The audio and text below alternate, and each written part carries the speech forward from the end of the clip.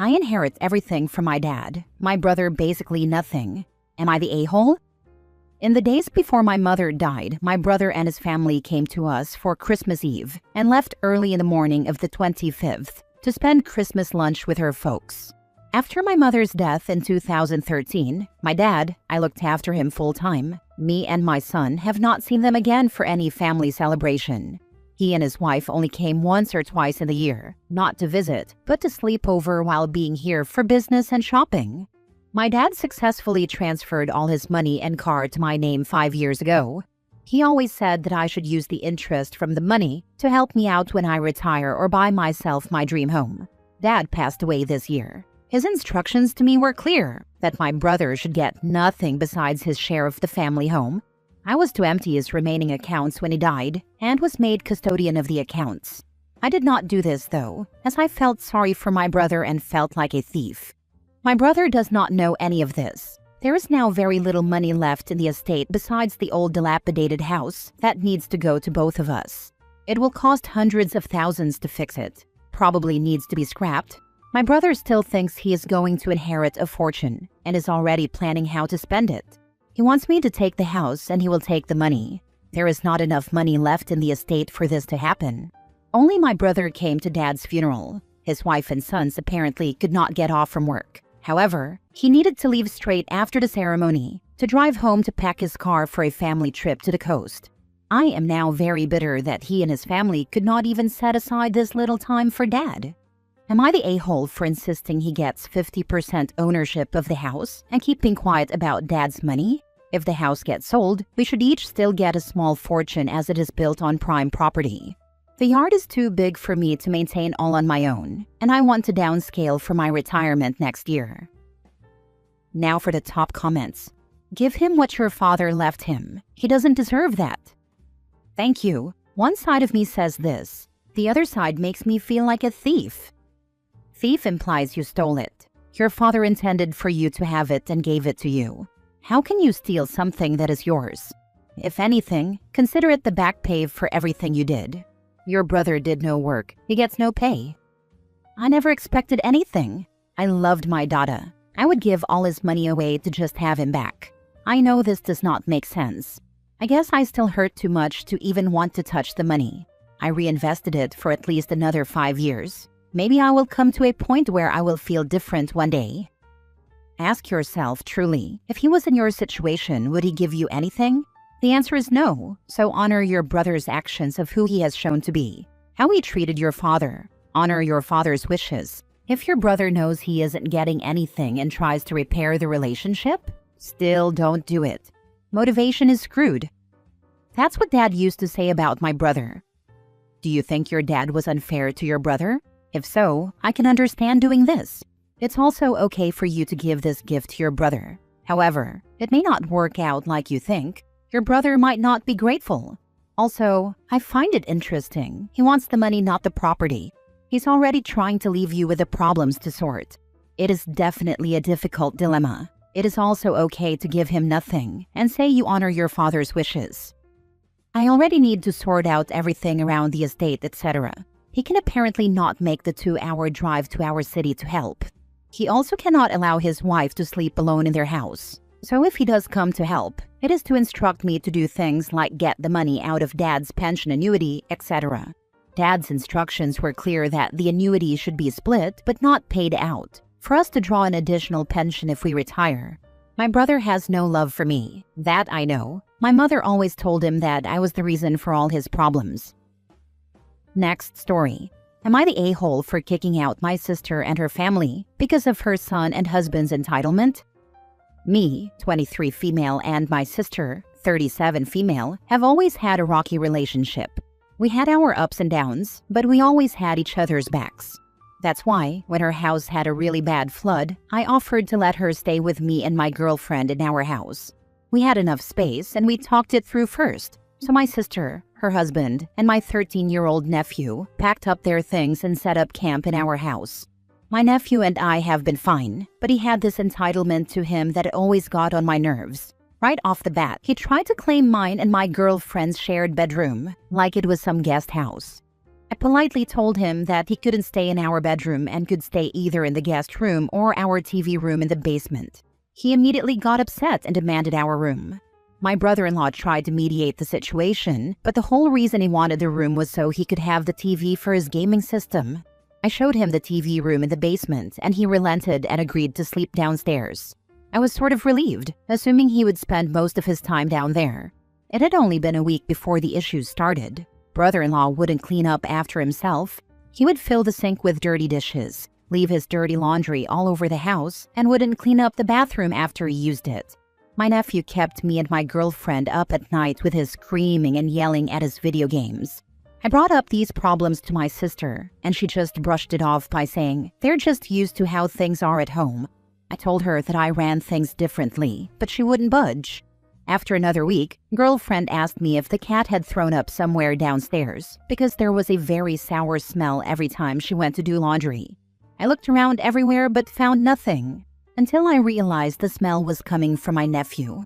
I almost gagged. He clearly hadn't showered in days. I talked to my sister and she tried the excuse of, "Boys will be boys," but I wasn't having that. I stormed downstairs and told my nephew that he needed to shower ASAP. He threw a fit and started throwing empty soda cans and food containers at me while cursing and insulting me. I brought up the issue to my sister, but all she did was try to gentle parent, which was just him getting his way by cussing out his mother. By the first month, me and girlfriend had finally had enough. During dinner, I brought up the issues that had been happening and how they were affecting me and girlfriend. All three of them brushed it off and claimed that they were too stressed. I bit my tongue, but I was fighting back, jumping across the table at my sister. The first month and a half of living with them was pure hell on earth. What immediately drew the line was overhearing brother-in-law on the phone with his friend. I tried not to listen until I heard him saying the most disrespectful and disgusting things about me and girlfriend. My blood immediately boiled when I heard him say that he thought living with two gay chicks would be much hotter.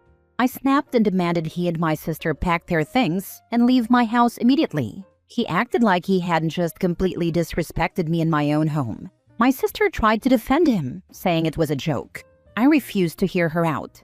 I told her about her husband and son's disgusting habits and entitlement, and said I refused to deal with it anymore. I gave her 1 day to get all their stuff and leave before I did it myself. She immediately broke down in tears, claiming they had nowhere to go. I told her to get a hotel room, stay at a friend's, or heck, go to our parents' house. Anywhere but here. She called me cruel and heartless, but I didn't care. I couldn't take it anymore. I was exhausted. She called me a bee and went to her guest room. I didn't care. I was just relieved to get them out. They packed their things and left, and my sister hasn't said much to me since. Girlfriend said I did the right thing, but am I the a-hole? Not the a-hole. You are a saint for how long you tolerated all that. I'd have tossed them out the moment I got gruff over which bedroom the kid wanted. Seriously, kid, I said no. You're a visitor and you're not getting my room. If I have to repeat myself, you're out. You're all out. I agree. I stopped reading when OP said a month. A whole month of living with imbeciles. When the nephew tried to claim the room, I would have paid for a week at the hotel and that's the end. It's scary that they may still have been torturing OP and her girlfriend had she not heard brother-in-law disparaging her on the phone. Next story. Am I the a-hole for not giving my coworker a ride after she kept assuming I would? I, 28 female, work at an office about 20 minutes from my apartment. I'm pretty quiet at work. Stay in my lane, finish my tasks, go home. A few months ago, a new coworker, Sarah, 31 female, started, and we got along fine. Nothing deep, just normal work friendliness. One day it was raining really hard, and as I was packing up to leave, she asked if I could drop her off at a bus stop a few minutes away. It was on my route, so I said sure, no big deal. The next day, she comes up to my desk at 4:55 p.m. with her bag and goes, "Ready to go?" I was confused and said, "Oh, sorry, I'm staying late today." She gave me a weird look, but said okay and left. From that day on, she started acting like I was her personal ride. She'd wait by the door at the end of the day. She'd text me, "Leaving now?" even though I never told her I drive her regularly. When I didn't offer, she'd get a little cold with me the next morning. Last Thursday, she messaged me at 4:40 saying, "Can you take me to the mall after work?" The mall is 25 minutes in the opposite direction of my home. I told her, "Sorry, that's too far out of my way." She replied, "Wow, okay." The next day, she barely spoke to me and acted like I'd betrayed her. Another coworker even asked me what happened, because apparently Sarah told people I promised to help her out and then backed out. I've never promised her anything. I gave her one ride during a storm and was just trying to be nice. I don't mind helping occasionally, but I don't want it to be assumed or expected, especially when it's inconvenient and she never offers gas money or anything. My sister says I was too nice in the beginning and that people like that will always push boundaries. Another friend says maybe I should have just driven her to avoid drama. I don't feel like I did anything wrong, but the tension at work is awkward now. Am I the a-hole for telling my coworker I couldn't keep giving her rides?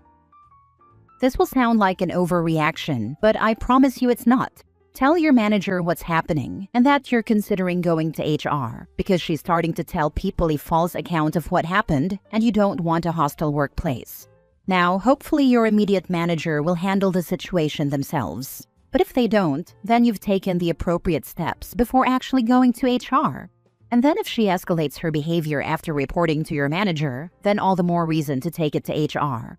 It seems small now, but if you allow her to build a false narrative about you now, then she's going to continue to do it in the future. So it needs to be nipped in the bud before it's allowed to get to that point. It's not a small matter when people start attacking your character at work directly to your co-workers. Definitely not the a-hole. She was definitely trying to force you into being her ride by trying to make you feel embarrassed about the whole thing. Came to say this: protect yourself and your job. Do not hesitate to talk to your manager or HR. Not the a-hole. Go to HR and get this shut down. There is a misunderstanding between Sarah and me. She has assumed I would drive her anywhere after work, including places 1 hour round trip out of my way. This has caused office tensions and I want it documented to protect me from any issues. Give them the examples. Good luck.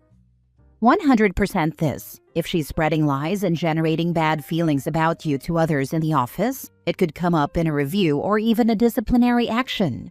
At that point, you just look defensive. Get it on record ASAP that this is the situation. Last story. Am I the a-hole for not giving individual Christmas gifts to my sister's kids? To start off, my sister and I are not close. Nothing happened. I don't think she's a terrible person. We are just two very, very different people and live very separate lives. We text each other on birthdays and call each other once around the holidays, and that's it. We live thousands of miles away from each other, and it's been about 8 years since I've seen her and her family in person. I don't have kids, while my sister has always dreamed of a huge family, and she got her wish. Between her and her husband, they have 9 kids between the ages of 2 and 16. After my sister and her husband got married and the head count reached over 4, I decided to just start getting something for all the kids to share on Christmas. Some years it's been something for all of them to do. Some years it's been something like a gaming system. I figured it was probably nicer to get one expensive gift that they probably wouldn't have gotten, rather than 9 cheaper ones. My sister's never said anything about it, although I don't know how she really feels about this. A week back, I got a surprise call from my sister. She said money was super tight this year and was wondering if I could get all the kids something they can unwrap individually instead of one big thing. I asked her to send me their Christmas lists to see what that would look like. Most of the kids ask for really expensive electronic items, totaling well over $100 a kid. If I got everyone something from their list, that would come to well over $1,000. I haven't even met some of the kids, and I am not even part of a religion that celebrates Christmas, so I thought that was a ton of cash to drop. I called my sister back and said, "Hey, I appreciate money is tight because, hello, it is." She's raising the next lineup for the Braves. Not that I said that. But I said I'm just not in a position myself to spend over $1,000 on Christmas gifts. My sister got upset and said she just wanted to give the kids all something to open. I said I understood, but unless she was willing to let me know some cheaper options, I wasn't able to spend that much. We went back and forth for a while before she snapped and called me a jerk and hung up. We haven't spoken since. I appreciate the position she's in, but I just can't justify spending that much on Christmas presents. Am I the a-hole? I have to say, if you consider $100 expensive for gifts, I don't get it. It's not cheap, but it's definitely not expensive. To suggest the gift of $10 to $20 is a waste of money, all you get for that is junk and crap that will be tossed aside. Better to send each kid a $20 bill and wrap it up crazy. A mix of bills and coins. If you have been a broke parent at Christmas time, you will try everything so your kids have a good Christmas. Because when they go back to school after the holidays and get asked what they got, socks is a recipe for bullying and teasing. All the adults can be a-holes or have too many kids, but don't take it out on the kids. $100 a gift isn't insane, but when you multiply it times 9, yeah, it's kind of a lot. I don't blame my sister for wanting a nice Christmas for her kids. That's totally reasonable. But I don't think it's reasonable to ask me to spend that much. Not the a-hole. The cynic in me thinks if you buy those gifts, the labels on them are coming off and getting replaced with love from mom and dad. Do a combined gift or get them something like PJs, a book, and a hot chocolate each, or an Amazon voucher each at a value that's affordable, or just nothing. Because the level of entitlement from your sister is gross. She's using you as a gift ATM. The fact you've never got a thanks or a photo of the kids playing with your gifts tells you all you need to know. But if OP gives each kid a sweatshirt with OP's picture and favorite aunt written on them, then sis can't claim it's from her. You are not an a-hole. She sounds as if she is somewhat desperate, and with that many children, that would not be a surprise. She likely assumes that with no children, you are well off financially, and spending $1,000 on her kids would be doable. That is really unreasonable of her. Having said that, do send 9 wrapped gifts, but restrict the cost to what you can afford. Be sure to include a card with each gift specifying that it is from Aunt X and Uncle Y. Yeah, since we don't talk about anything deep, I'm sure she just assumes we aren't struggling. We aren't at the moment, but with the economy, we are playing it safe.